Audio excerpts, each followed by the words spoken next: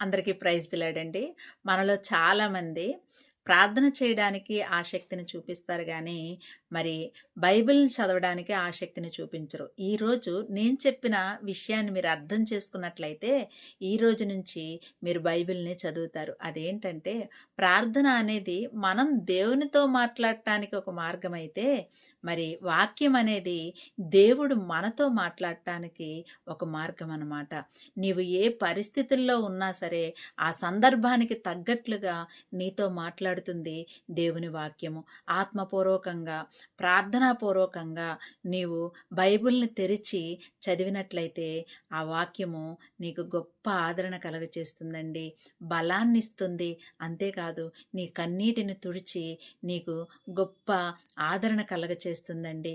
నీ వేదన, నీ కన్నీళ్ళు, నీ దుఃఖం మరి నిన్ను సృష్టించినటువంటి దేవునికి తెలుసు. కొంచెం ఓర్చుకో.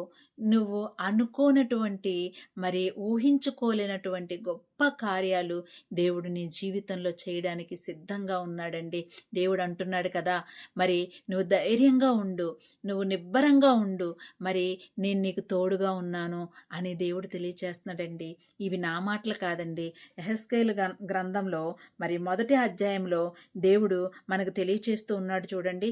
నేను నీకు ఆజ్ఞ ఇచ్చి ఉన్నాను కదా, నిబ్బరము కలిగి ధైర్యముగా నుండుము, దిగులు పడకము, జడియుకము.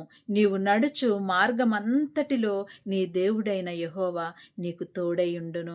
ఏంటి మరి వాక్యముతో ఇంత ఆదరణ కలిగేటటువంటి మాటలు దేవుడు మనతో చెప్తూ ఉన్నప్పుడు, మాట ఇచ్చిన దేవుడు నమ్మదగిన వాడైనప్పుడు మనం ఎందుకు భయపడాలి? మనం ఎందుకు దిగులు పడాలి?